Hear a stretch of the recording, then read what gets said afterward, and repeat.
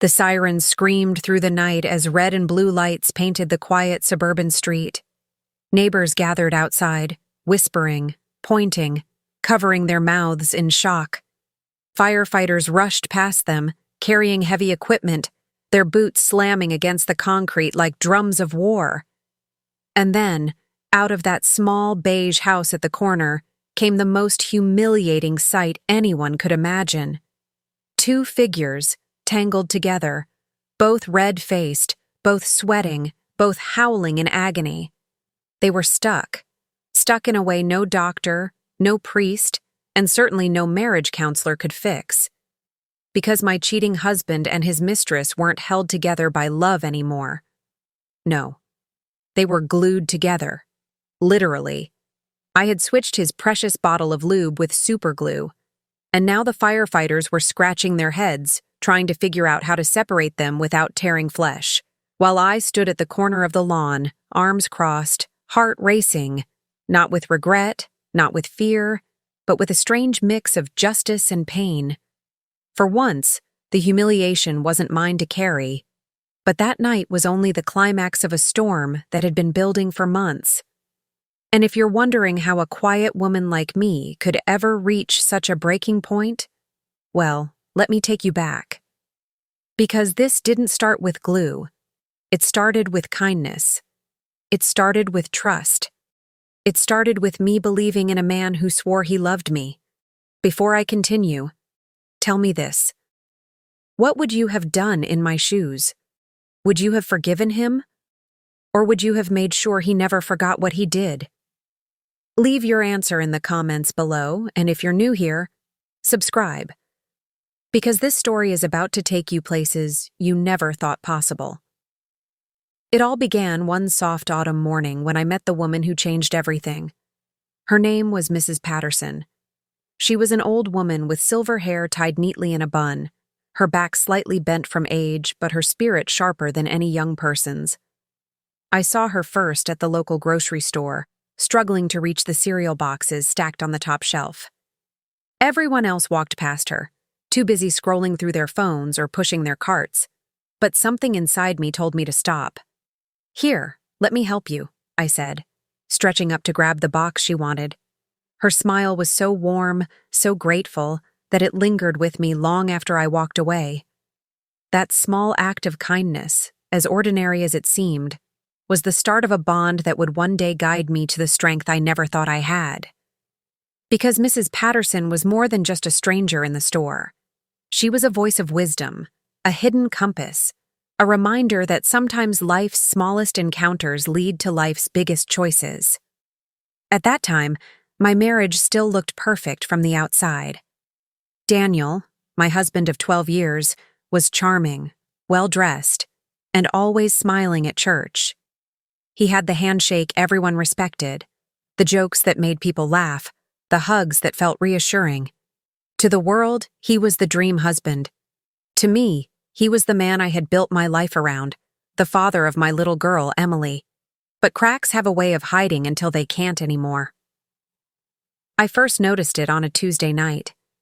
Daniel came home late, smelling faintly of perfume that wasn't mine. He brushed it off with a laugh, saying a coworker had spilled something in the office. I believed him because I wanted to, because belief was easier than suspicion, because love, when it's blind, often chooses silence. That silence lasted weeks, weeks where he grew more distant, weeks where his phone became an extension of his hand, weeks where laughter at our dinner table grew scarce, replaced by shallow small talk that left my heart aching. It was Mrs. Patterson who noticed my heavy eyes one afternoon when I visited her with groceries. "You've been carrying something, child," she said, her wrinkled hands wrapping around mine. "Don't let it crush you. Sometimes the people we trust most are the ones who test us hardest. But kindness, remember, kindness to yourself first, will show you the way." Her words stayed with me, though at the time, I didn't know what they would mean. The truth came crashing down 2 weeks later. I had gone to Daniel's office to surprise him with lunch. I walked in quietly, balancing a bag from his favorite sandwich shop. But when I reached his door, I froze. Through the slightly cracked frame, I heard laughter. A woman's laughter. Soft, intimate, familiar. And then, his voice. The voice that once whispered, "I love you" to me in the dark. It wasn't just the laughter. It wasn't just the words. It was the sound of betrayal. I stood there, rooted in place, my heart pounding so loudly I thought they would hear it. My hands shook, the sandwich bag slipping from my fingers, spilling across the carpet. And when the door finally opened, the woman was there. Young, beautiful. Lipstick smeared just enough to tell a story. Daniel's eyes widened when he saw me, but he didn't say a word. He didn't have to. I walked away, each step heavier than the last, my chest burning, my mind screaming questions I had no answers for. How could he do this? How could the man I trusted betray me like this? That night, I cried in silence, not wanting Emily to hear. And as I lay awake, staring at the ceiling, one thought kept clawing at me. Kindness has its limits. The world says forgiveness is noble, but what about justice? What about the pain of the one left behind? The days that followed were a blur of pretending. Pretending for Emily, pretending for the neighbors, pretending for myself. But beneath that mask, a storm was rising.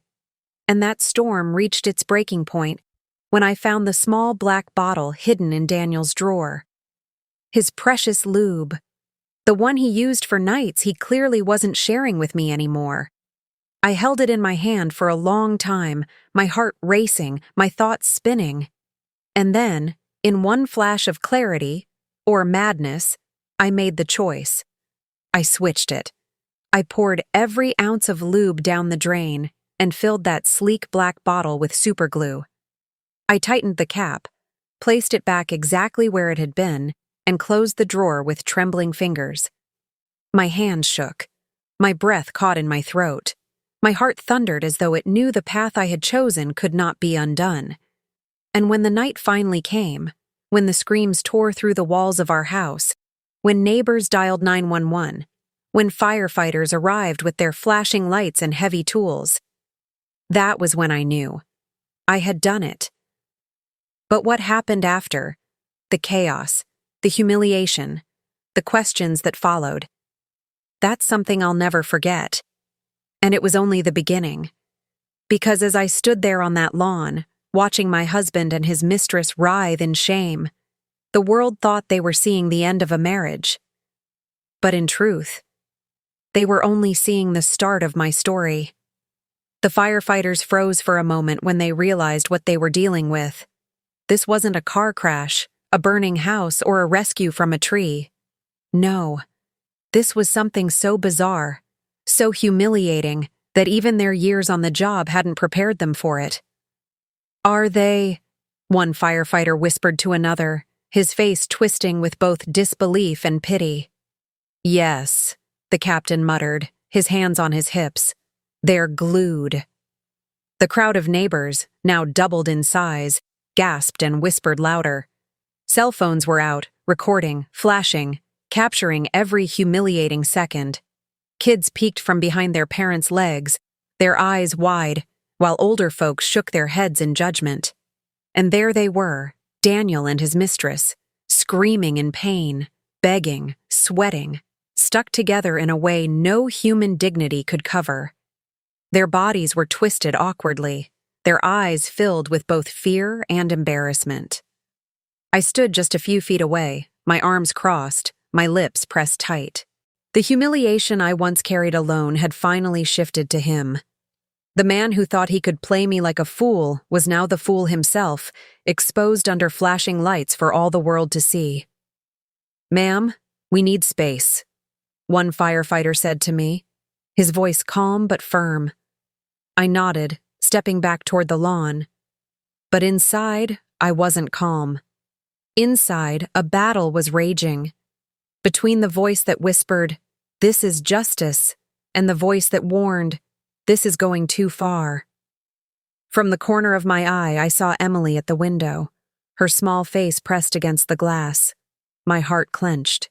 She didn't understand. She couldn't. She was only 8 years old, and all she could see was chaos, flashing lights, and strangers storming into her home. I wanted to run to her, to explain, to protect her from the storm I had unleashed. But before I could, another wave of gasps swept through the crowd.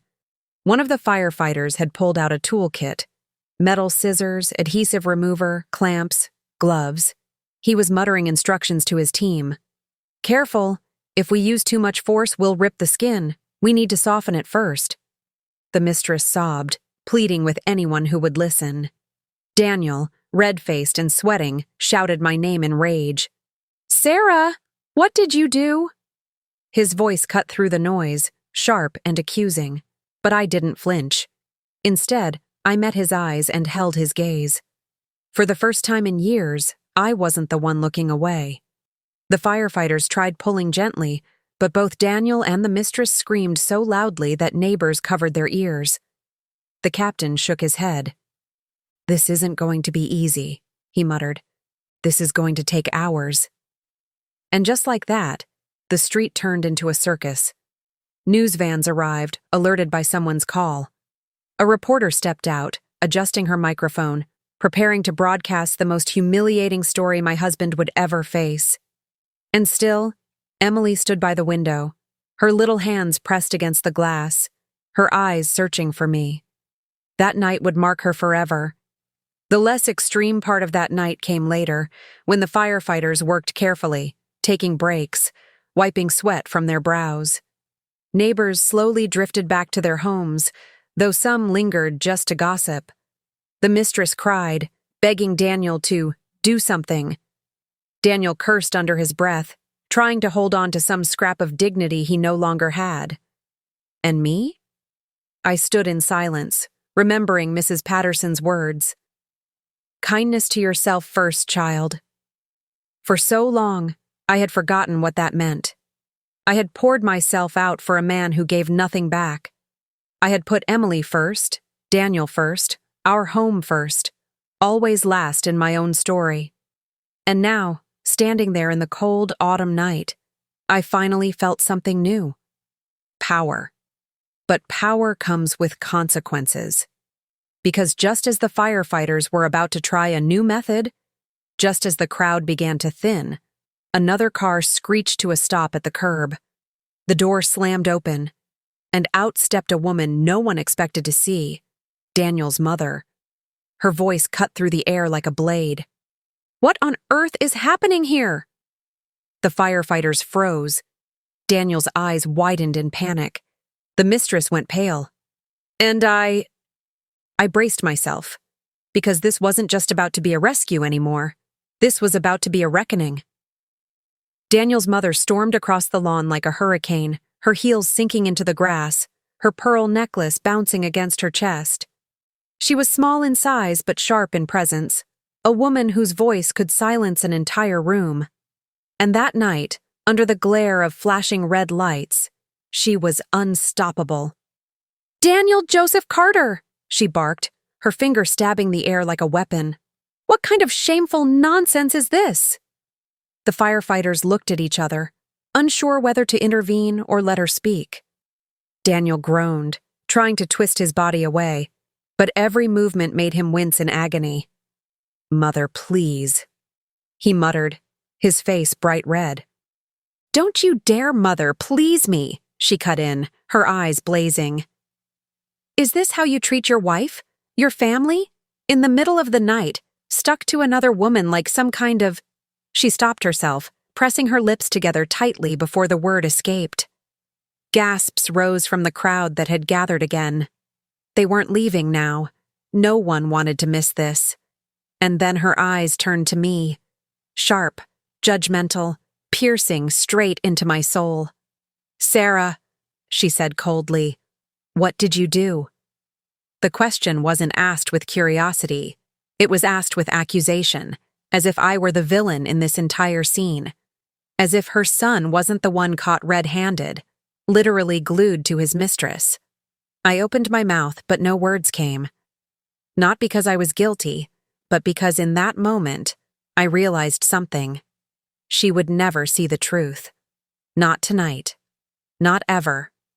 To her, Daniel was the golden boy who could do no wrong.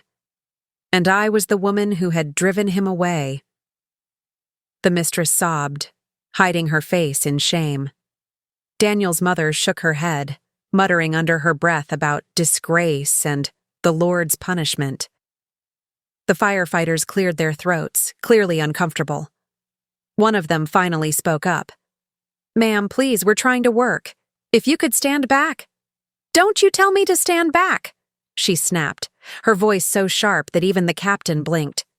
"That's my son, and I will not stand back while you humiliate him further." Humiliate him? I thought, my chest tightening. He did this to himself. Inside the house, I saw Emily's little face appear again at the window. She looked at me with wide, frightened eyes, as though silently begging for answers.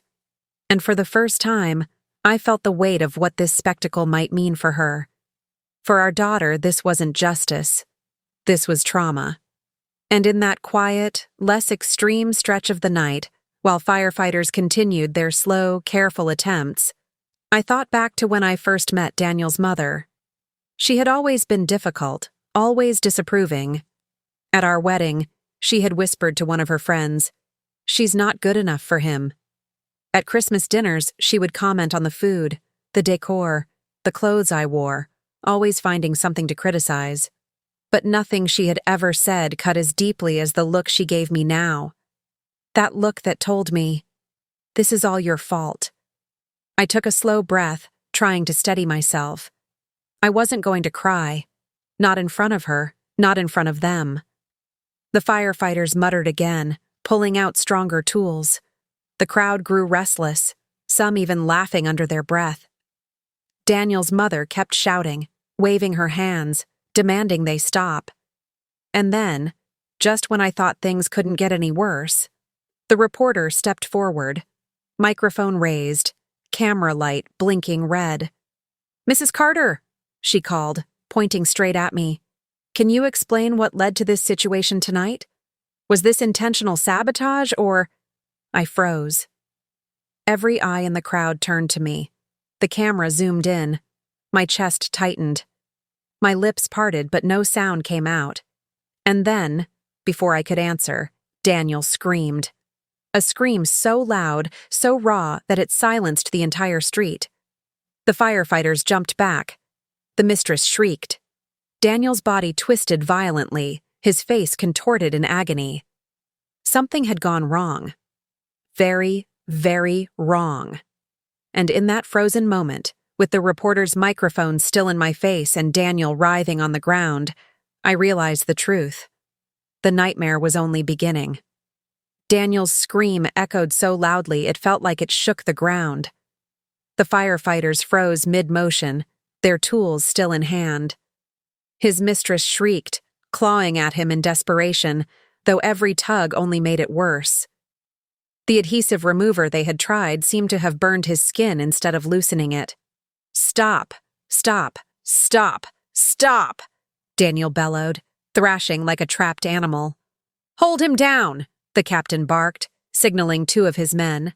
They pressed him gently but firmly, trying to keep him from tearing himself apart. The crowd gasped, some even stepping back. Phones tilted higher, recording every angle of his humiliation. The bright beam of the news camera cut across his face, capturing every vein in his neck as he roared in agony. "Sarah!" he screamed again, his voice breaking this time. "What did you do to me?"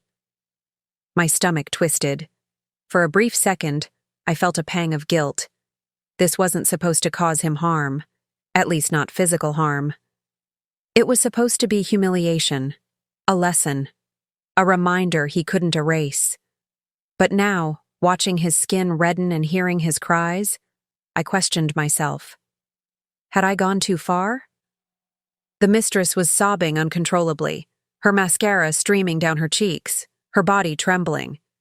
She begged the firefighters to fix it, to please just fix it.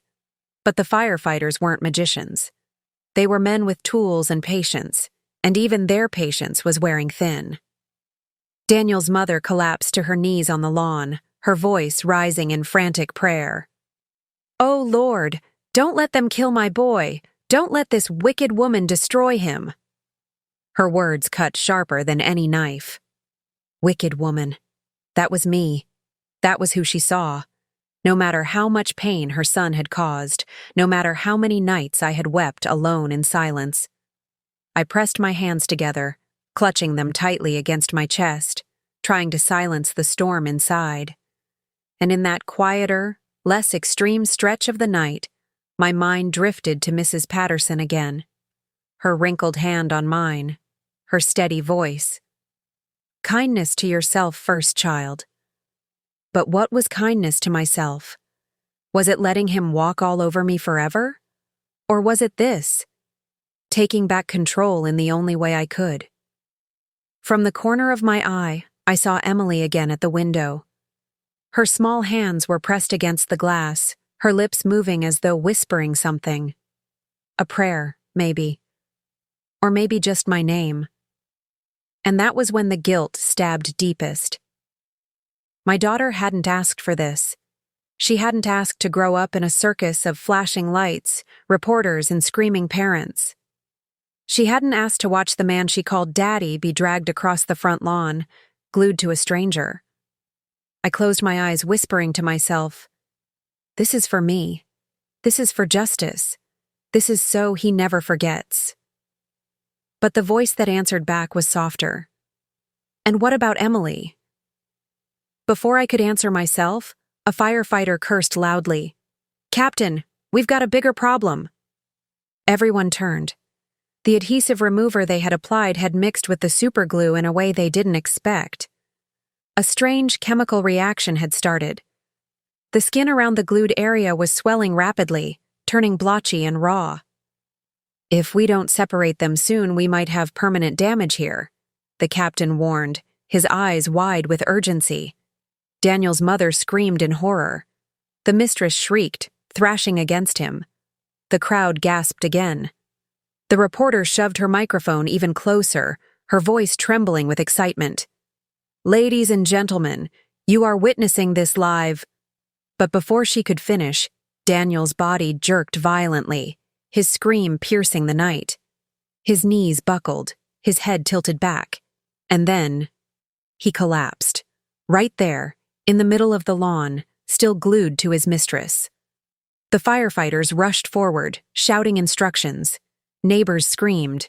Emily disappeared from the window. And me? I couldn't move. My breath caught in my throat, my vision blurred. Had I just gone from betrayed wife to something far worse? The moment Daniel's body hit the grass, the world erupted. Firefighters lunged forward, kneeling beside him, their heavy gloves working frantically to check his pulse. The mistress screamed, clawing at his shoulders, but her body was still locked to his. They both writhed on the ground in a grotesque dance of panic and pain. "Back up! Everybody back up!" the captain shouted, waving his arm to scatter the crowd. But no one left. They only stepped back a few feet, their cell phones raised even higher, recording the nightmare in high definition. Some gasped, some whispered, others covered their mouths, but not one of them could look away. "Pulse is weak," one firefighter barked. "Get the oxygen," another shouted, running to the truck. Daniel's mother wailed, collapsing further into the grass, clawing at the earth as if she could dig her grief out of the ground itself. My baby boy," she cried, her voice raw and broken. And then came his words, the ones that pierced through all the noise, the words I will never forget. "Sarah," Daniel wheezed, his eyes rolling, his lips trembling. "Help me." My breath hitched. The husband who had betrayed me. The man who had lied, cheated, and humiliated me. The man who had turned our vows into ash. And yet here he was, calling my name. Not hers, not his mother's. Mine. For a split second, the ice in my chest cracked. My legs twitched forward as though to run to him, to kneel beside him, to hold his hand the way I had done countless times before. But then the memory of his laughter behind that office door slammed into me. The memory of the perfume, the lipstick, the nights of silence. My body froze. One of the firefighters began pumping Daniel's chest. The mistress sobbed harder, her body jerking with every compression as she remained stuck to him. "He's not breathing right," a firefighter shouted. The street fell into an eerie silence, broken only by the harsh rhythm of CPR. And in that silence came the less extreme stretch of the night, a pause in the storm where my mind wandered again. I thought of the neighbors gathered there, their whispers slicing through the air. "She must have done it," one muttered. "Serves him right," another said. "But what about the little girl?" a third whispered, eyes shifting toward our window. I thought of Emily, who was no longer at the glass but sitting quietly in the corner of her room. I could see her shadow from the lawn, her small figure curled up, hugging her knees. And I wondered, would she grow up hating me for this? Would she remember me as the mother who fought for justice, or the mother who destroyed her father? And through all of it, Mrs. Patterson's words played in my head again and again. "Kindness to yourself first, child." But what did that mean now? Watching Daniel's chest rise and fall under another man's hands, listening to his mother curse me as wicked, feeling the judgment of an entire street, was this kindness? Or was this cruelty disguised as justice? Me. My heart battled itself, torn between guilt and rage, between love and vengeance. And then, suddenly, Daniel's body convulsed. His back arched violently, his head snapping backward. The firefighters shouted, trying to hold him still. His mistress shrieked, her voice breaking into a pitch so high it made the crowd flinch. And then the captain's voice cut through everything. "He's going into shock. If we don't separate them now, we could lose him." Every eye turned to me. Every voice seemed to whisper the same question. Had I gone too far? The captain barked new orders, his voice clipped with urgency. "We can't wait any longer. Get the industrial solvent, now." Two firefighters sprinted to the truck, returning with a heavy-duty chemical bottle and thick protective gloves. The crowd murmured louder, the whispers carrying like fire through dry grass. "Industrial solvent? On skin? That'll burn. Are they really going to do this out here?" I held my breath as the bottle was opened, the acrid smell hitting the air so hard even the neighbors stepped back, coughing. The mistress wailed, her face buried in Daniel's chest, trembling. Daniel groaned, barely conscious, his head rolling side to side. "Hold them steady," the captain ordered. The firefighters braced themselves, pressing their arms against the tangled couple to keep them from thrashing. And then, slowly, carefully, one of them began to apply the solvent along the glued skin. The hiss was immediate, a sharp, burning hiss. Daniel's body convulsed violently, his mouth opening in a scream that never fully came out. The mistress shrieked, her voice cutting through the night like shattered glass. The crowd gasped in unison. Someone shouted, "Stop! You're killing them!" But the firefighters pressed on, their faces grim with determination. I couldn't move. My heart hammered in my chest, each beat screaming, "This is your fault! You did this!" And then, his voice again, weak, trembling, barely audible. "Sarah." That one word broke me all over again, because even in his agony, even glued to another woman, even while his mother cursed my name, he was still calling for me. I turned my head, unable to watch any longer. My eyes locked on the upstairs window where Emily now sat cross-legged, holding her favorite stuffed bunny, her little face pale in the glow of her nightlight. She wasn't crying, she wasn't screaming, she was just staring, as if frozen in time, too young to understand, too old to ignore. And in that quieter stretch of the chaos, guilt poured over me like icy water. Mrs. Patterson's voice returned, steady and soft in my mind. "Kindness to yourself first, child." But what if kindness to myself had just destroyed my daughter's world? What if, in fighting for justice, I had turned into the very thing I hated most? A person who hurt the people they claimed to love? Tears filled my eyes, blurring the scene below. The firefighters' voices faded in and out like echoes in a nightmare. My chest tightened until I thought I couldn't breathe. And then, suddenly, shouts erupted again. "Stop! Stop! Stop!" One firefighter yelled, pulling the bottle away. The solvent had worked too fast. The glued skin was peeling, literally tearing, causing blood to ooze down their bodies.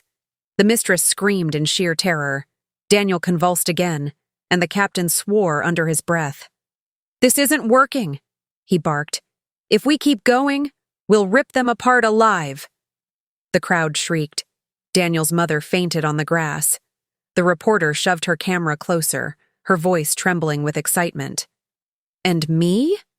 I staggered backward, my knees weak, my hands trembling. Because in that moment, as I watched blood mix with sweat and glue under the flashing lights, one horrifying truth struck me harder than anything else. They weren't just stuck together anymore. They were fused. The captain swore under his breath, throwing the solvent bottle to the ground. "Call the medics! Get me the stretcher! Now!" 2 paramedics rushed in, their kits thudding against the grass. They dropped to their knees beside Daniel and the mistress, pulling out IV lines, clamps, and sterile gauze. The scene shifted from rescue to battlefield surgery. "Blood pressure's dropping," one medic shouted, slapping a cuff onto Daniel's arm. "He's going into shock." The mistress wailed, trembling, her arms locked around him like chains. Her mascara had run down her cheeks, her lipstick smeared across her chin. "Don't let him die! Don't let him die!" The captain's jaw tightened. "We don't have time for this. Get the portable cauterizer. If we can't separate them cleanly, we'll have to burn through the fused tissue." Gasps rippled through the crowd. "Burn them? On the lawn? With kids watching? This is insane." I couldn't look away. My stomach churned as I realized what that meant. They weren't just going to pull Daniel free. They were going to scorch the bond off his skin. To cut, burn, and carve him loose right there in front of our house, like an animal. And once again, the guilt struck like lightning. Emily. I turned toward her window, half hoping she had fallen asleep, half praying she hadn't seen. But there she was, still sitting, her bunny clutched tight against her chest, her eyes wide and glassy. She tilted her head slightly, as if asking me a silent question from across the distance. "Why, Mommy? Why is Daddy screaming?" My knees gave out, and I sank against the wall, covering my mouth with both hands. Mrs. Patterson's words rose in my mind again, heavy with prophecy. "Be careful, Sarah. Retaliation has teeth." Had I just let my anger bite down too deep? The roar of machinery pulled me back. The firefighters had powered on a portable cauterizer, a small handheld device glowing bright orange at its tip. The heat shimmered in the night air. The captain didn't hesitate. He leaned forward, the device humming like a demon in the dark, and pressed it toward the line of fused skin. The moment it touched, the sound was indescribable. An awful sizzle. A shriek that split the night in two. The mistress thrashed violently, Daniel's body arched, and the stench of burning flesh rose like a curse over the yard. The crowd recoiled, some people gagging, others covering their mouths in horror. "Hold him down!" the captain roared. 2 men pinned Daniel's shoulders, another held his legs. Blood welled where the cauterizer seared, smoke curling into the night. I wanted to run, to scream, to throw myself between them and stop it all. But my legs wouldn't move. My hands trembled against my lips, my throat locked in silence. And then, suddenly, the cauterizer sparked, let out a sharp pop, and died in the captain's hand. "Power failure!" one firefighter shouted. The captain swore, tossing the dead device aside. "He won't last another 10 minutes if we don't get them apart." And that's when I realized their last resort wasn't the fire, it was the knife. The captain's voice was sharp and merciless. "Scalpel, now." One of the medics froze. "Sir, this isn't sterile enough. He could bleed out before— I said scalpel. The medic's hand shook as he pulled a long, gleaming surgical knife from the kit. Its steel edge caught the porch light, glinting like something born for destruction. He placed it in the captain's waiting hand. Daniel saw it. His eyes bulged with pure terror, his chest heaving as though the knife itself had stolen the air from his lungs. "No, no, please," he rasped, fighting against the men pinning him. "Don't cut me! Don't—" The mistress screamed even louder, thrashing, her arms clawing at the grass. "You can't do this! You'll kill us both! You'll kill us!" The crowd was out of control now, half of them begging the firefighters to stop, the other half urging them to end it once and for all. Someone yelled, "Just let him bleed." Another cried, "For God's sake, think of the children!" I couldn't breathe. My whole body shook as I stumbled forward, the grass wet against my knees. "Please!" I screamed at them. My voice cracked like shattered glass. "Please don't! There has to be another way!" But the captain didn't even look at me. His jaw was stone, his eyes set. He raised the knife high above them, the blade quivering in his grip. And in that frozen second, I felt Emily's eyes burning into me again from the window. My little girl. Watching her father about to be carved apart in the yard like meat. Watching her mother do nothing to stop it. Tears blurred my sight. What had I done? What had I set in motion? This wasn't justice anymore. It was cruelty, raw and savage. The knife trembled in the air. The crowd held its breath. The mistress screamed until her throat broke into a rasp. And then, the captain drove the blade down. The world split open with sound. A cry so piercing it silenced the night. So raw it seemed to come from every throat at once. Daniel's body convulsed. The mistress's nails raked the earth, and the steel bit down into the very line where glue held them bound.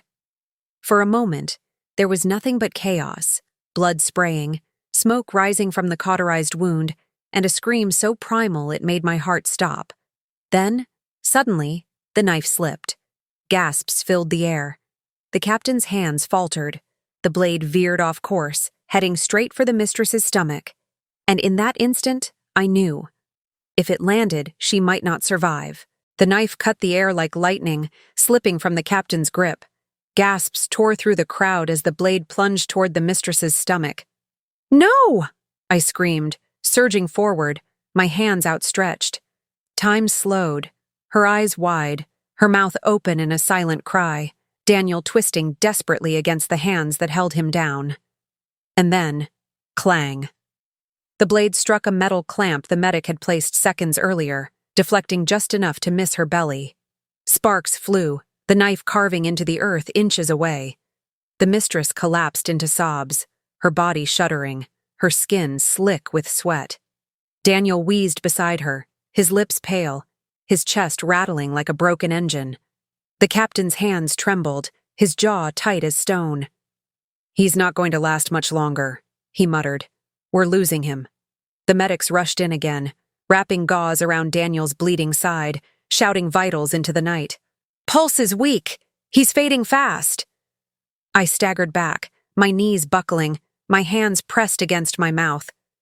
The image seared itself into my brain, Daniel's body shaking, the mistress's terrified eyes, the near-death slash of the knife.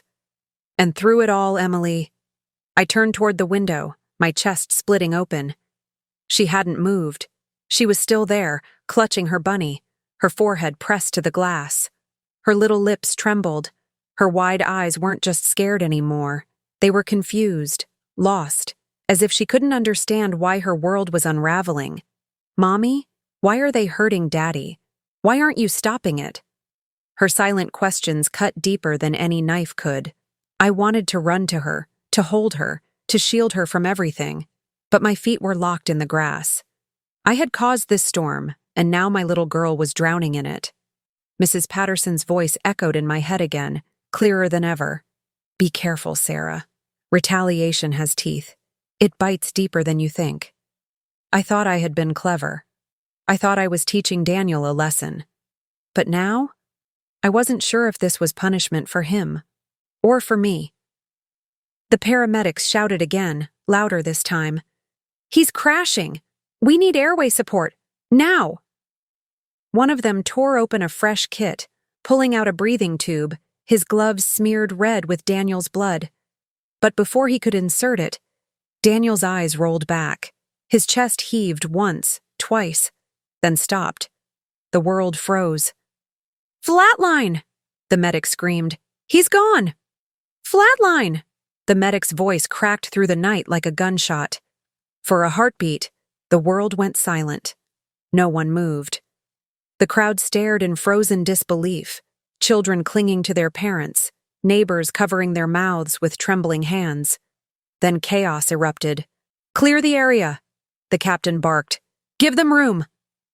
The medics moved like a storm, ripping open kits, dropping needles, one of them leaping onto Daniel's chest to begin compressions. Each push forced a sickening wheeze from his lungs, the mistress wailing beside him, still glued to his flesh. Breathe, damn you, breathe! The medic shouted, sweat pouring down his temple. Another medic jabbed a syringe into Daniel's arm, pushing adrenaline straight into his veins. The crowd counted under their breath, as though their voices could drag him back from the edge. 1, 2, 3, 4. But the monitor stayed flat. A single, merciless tone filled the night. My stomach twisted, bile rising in my throat. My body wanted to collapse, to melt into the grass and disappear. This was it. My husband, the man who betrayed me, the man I hated, was about to die. And worse, my daughter was going to see it happen. I turned toward her window again. Emily wasn't just watching now. She was pounding her little fists against the glass, tears streaking down her face, her bunny falling to the floor forgotten. Her tiny voice broke through the night like shattered glass. Daddy! Daddy! Wake up! Her scream shredded me. I pressed my hand to my chest, gasping for air. This wasn't what I wanted. I wanted him to suffer. Yes, but not like this. Not in front of Emily. Not ripped from her life in a blaze of blood and chaos. I stumbled forward, my knees sinking into the wet grass. Please, I whispered, my voice raw. I didn't even know who I was speaking to, the medics, God, or Daniel himself. Please, just breathe. The medic barked again. Charge it to 200. Clear. They pressed the defibrillator pads against his chest. His body jerked violently as electricity tore through him. The monitor flickered, then flatlined again. Charge to 300. Clear. Another shock. His body arched, his face twisting in pain. And then, beep, a single weak beep, then another. The line wavered, shaky but alive. He's back, the medic shouted. Relief rippled through the crowd. The mistress sobbed in gratitude, clutching Daniel tighter. Oh, thank God. Thank you. Thank you. But just as the relief set in, Daniel's body convulsed. His back arched unnaturally, his arms thrashing, his eyes rolling white. The medic's face drained of color. He's seizing! The crowd screamed. The mistress shrieked, and I froze in horror as Daniel's body shook violently, blood spraying across the lawn. They had brought him back, only for something far worse to begin. Daniel's body bucked wildly, his muscles jerking with unnatural strength. It took 3 men to pin him down, but even then, his arms flailed, his heels digging into the earth as though something inside him was clawing to escape. Hold him steady, the captain roared. Don't let him bite his tongue. The mistress shrieked in terror, glued fast to him, unable to move. She writhed against the grass, her nails ripping the soil, screaming at anyone who would listen. Help me! He's going to crush me! Daniel's eyes rolled back into his skull, froth spilling from his mouth as his body convulsed harder. The medic scrambled with syringes, one stabbing a tranquilizer into his arm, another trying to wedge a mouthguard between his teeth. The crowd was no longer just horrified. They were panicked. Children sobbed into their mothers' arms, men shouted useless suggestions, and phones were held high, capturing every second. The sight was unbearable. I pressed my hands to my ears, trying to shut out the sound of his strangled gurgles, the mistress's high-pitched wails, the crowd's rising hysteria. But no matter how tightly I pressed, I couldn't shut out Emily's voice. She had opened the window now, her little face poking out into the night. Her tiny voice pierced through the chaos. "Daddy!" she cried, reaching her arms toward him, her cheeks wet with tears. "Daddy, stop! Please stop!" Her words hit me harder than any scream. My daughter wasn't just scared anymore. She was begging, pleading for her father's life. And I had caused this. The glue, the anger, the revenge, all of it. I thought I was punishing him, but now I was punishing her, my baby. My legs gave out, and I fell to my knees in the grass, my hands trembling against the earth. For the first time since this madness began, I wished I could take it back. All of it. But it was too late. Because at that exact moment, Daniel's seizure shifted into something worse. His chest rose, then froze. His throat gurgled, his lips turning a sickly blue. "He's not breathing!" the medic shouted. The mistress's scream tore through the air. "He's choking! He's choking!" The crowd surged forward, the lawn a sea of bodies pressing closer. And just when I thought it couldn't get any worse, one of the medics leaned over Daniel, pulled his jaw open, and his eyes widened in horror. "Oh, God," he whispered. "The glue. It's in his throat." The medic's voice cracked like glass. "The glue's in his throat." The words hit harder than any scream. Gasps rippled through the crowd, neighbors clutching each other, some whispering prayers, others covering their mouths in shock. Daniel's body thrashed violently, then stiffened. His lips turned deeper blue, his chest rising once, then collapsing flat. "He's suffocating!" the captain roared. "Get me suction, now!" Another medic fumbled with a long plastic tube, shoving it into Daniel's mouth. The sound was grotesque, a wet, choking gurgle as they tried to pull the glue free. But it was thick, hardened in patches, clinging like cement. The tube clogged almost instantly. "Pressure bag! Cut the airway! Move, move, move!" Another medic snatched a scalpel, his hands shaking. "If we don't do a tracheotomy, he's gone!" The mistress shrieked in horror. "You'll kill him!" She twisted violently, fighting the glue that bound her. "Don't cut him! Don't cut his throat! Hold her back!" the captain barked. Two men pinned her down as she writhed like a trapped animal. The scalpel gleamed under the porch light, its tip pressed against Daniel's neck. The medic's voice trembled. "I need authorization!" "You've got it!" the captain barked. "Do it!" I couldn't breathe. My whole body trembled as I fell forward, my palms digging into the grass. My chest heaved with ragged sobs. "This is my fault. This is all my fault." Emily's voice cut through again, sharper than the blade. "Mommy!" she screamed from the window, her small hands pressed flat against the glass. Her face was blotchy, her bunny gone, her voice raw. "Why aren't you helping Daddy?" Her words shattered me. I had wanted revenge. I had wanted him to feel trapped, humiliated, powerless. But now he wasn't just humiliated. He was dying. And our daughter was watching the life drain out of him while I stood frozen. "Please," I whispered, my voice hoarse, my tears hot on my cheeks.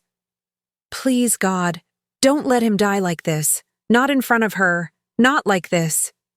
"On my mark!" the medic shouted, scalpel poised at Daniel's throat. 3, 2... The mistress shrieked. The crowd leaned forward. My heart stopped.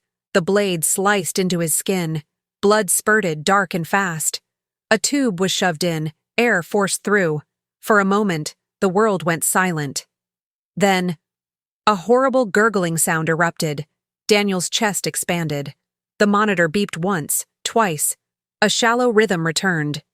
"He's got air!" the medic shouted.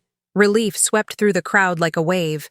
But before anyone could exhale, Daniel's body jerked violently, blood spraying from the new incision. His eyes flew open, bulging, staring blankly at the sky. And then, his entire body went limp. The monitor flatlined again. "Code Blue!" the medic screamed. "We're losing him for good!" "Code Blue!" The medic's voice ripped through the chaos. "We're losing him for good!" The lawn exploded with motion. One medic leapt onto Daniel's chest again, pounding with brutal force, each compression echoing like a drum of death. Another pumped the ambu bag furiously, forcing air through the fresh incision in his throat. "Adrenaline, 1 milligram, push it now! Clear the line, get me a clean vein! Come on, stay with us!"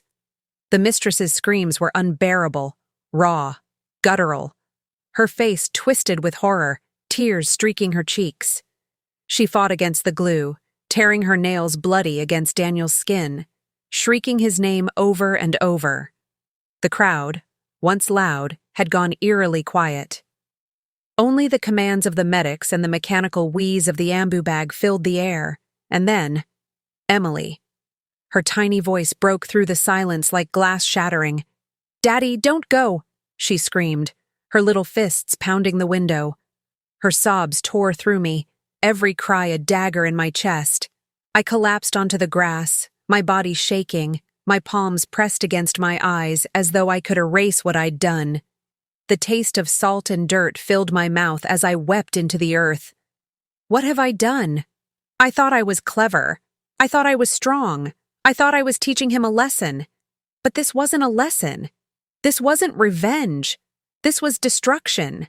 I had turned my anger into a weapon so cruel, it had cut into my own daughter's heart. Mrs. Patterson's voice rang in my head like a curse. "Retaliation has teeth, Sarah. It bites deeper than you think." And now those teeth were tearing us all apart. "Charging! Clear!" The defibrillator pads hit Daniel's chest. His body arched violently, then slammed back against the earth. Flatline. "Again! Clear!" Another jolt. His body jumped, the mistress howling in agony as the electricity coursed into her too through the glue. Flatline. The medic's voice broke.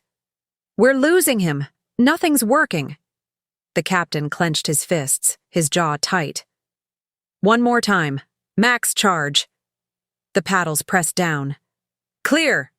The jolt was so violent Daniel's entire body convulsed, the mistress screaming louder than ever, smoke curling from their scorched skin. The monitor stuttered. "Beep! Beep! Beep!" A weak rhythm crawled back onto the screen. Daniel's chest rose shallowly, his skin pale, his eyes fluttering half shut. "He's back," the medic breathed. "But he's critical. One wrong move and we lose him again." The crowd erupted in shaky applause, some sobbing, others whispering thanks to God. Relief poured over the lawn like rain. But it lasted only a second, because as the medics worked frantically to stabilize him, Daniel's hand twitched, then curled. His eyes snapped open, wide and wild, and in a guttural, choking voice, he rasped one word that froze me where I knelt. "Sarah." The crowd went silent. Every head turned toward me. And in that silence, he tried to lift his arm, pointing straight at me, his finger trembling, his lips forming words that hadn't yet left his mouth. Daniel's lips trembled as the medics pressed oxygen against his torn throat. His chest rose unevenly, every breath rattling like broken glass inside him. Yet his eyes, bloodshot, burning, locked onto mine. "Sarah," he croaked again, his voice scraping like death itself. His hand shook violently, trying to reach for me, the mistress clinging desperately to his side, wailing. The crowd gasped, whispers rippled across the lawn like wildfire. Did he say Sarah? He's calling her name. Why? Why her? I froze. My knees sank deeper into the wet grass, my fingers digging into the soil. My heart slammed against my ribs so hard I thought it might break through. "Keep him calm," a medic barked. "He'll tear the airway. We'll lose him again." But Daniel refused to be silent. His chest heaved, his neck straining against the fresh tube. His bloodied finger pointed straight at me, trembling in the smoky glow of the ambulance lights. The mistress clawed at his arm. "No! Don't waste your breath, baby! Save your strength! Please!" Her screams were frantic, her nails leaving streaks down his flesh. But he shook her off, eyes never leaving mine. "You—" His voice was a rasp, barely a sound, yet it struck me like a thunderclap. "You did this—" The crowd gasped audibly, several people spinning to look at me with wide, accusing eyes. "No," I whispered, shaking my head violently. "No, no, no!" My voice cracked under the weight of panic. "That's not true, I... But the murmurs grew louder. She set him up? She wanted him dead? Dear God, what has she done? I staggered to my feet, my chest tightening, the world spinning. Emily's cries stabbed at my ears, a piercing reminder of the chain I had set in motion. "Hold him down!" the medic shouted. "He's going into shock!" Daniel's body convulsed, his limbs jerking as the monitor screamed its alarm. His eyes rolled, but even as his strength slipped, he forced out one last rattled word. "Confess." The monitor flatlined. The mistress let out a shriek that pierced the night. "No!" She collapsed over him, her face pressed to his chest, sobbing hysterically. The medic scrambled with paddles again, voices frantic, commands colliding. And I, frozen, trembling, stood under the flood of accusing stares. My secret had slipped through his dying lips, but had he said enough for them to know the truth? Or just enough to damn me forever? The flatline scream from the monitor cut through the night like a blade. The medics shouted in unison, shocking Daniel's body again and again, his frame jerking violently on the gurney. Sparks reflected in the terrified eyes of the crowd. But no one was looking at Daniel anymore. They were looking at me. "Did you hear it?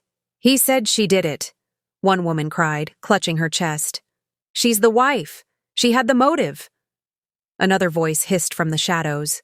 Murmurs rolled like thunder, suspicion hardening into something darker. Blame. I backed away, trembling, my throat dry. "No, please, you don't understand. I didn't—" The words felt thin, fragile, shattering against the wall of disbelief around me. The mistress, her hair wild, her cheeks streaked with tears and smeared mascara, turned her fury on me.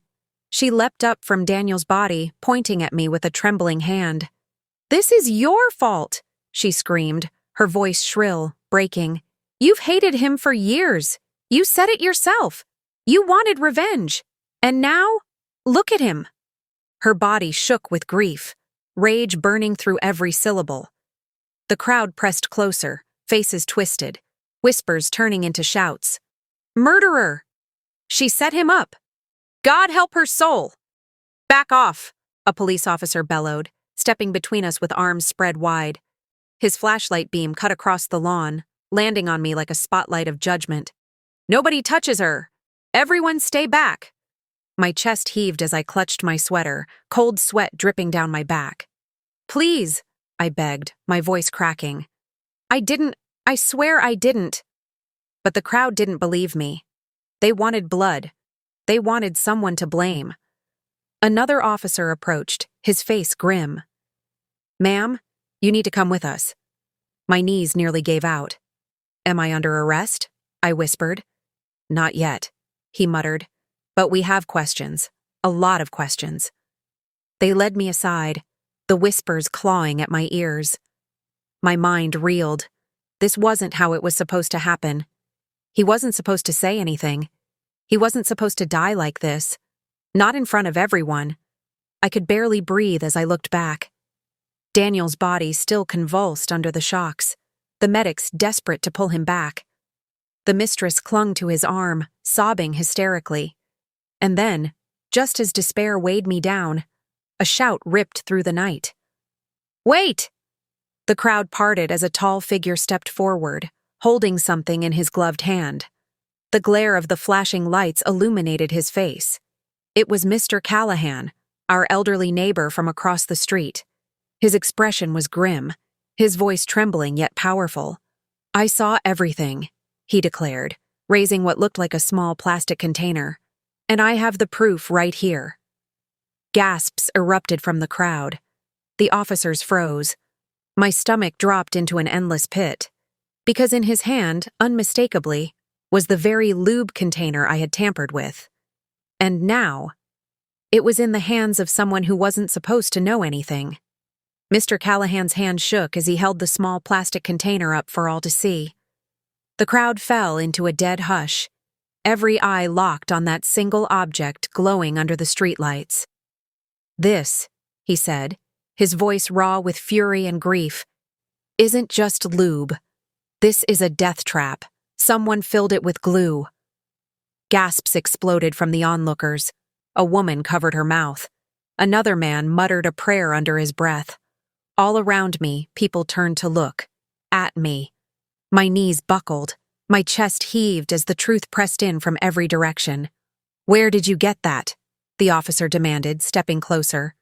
Callahan's eyes burned into mine.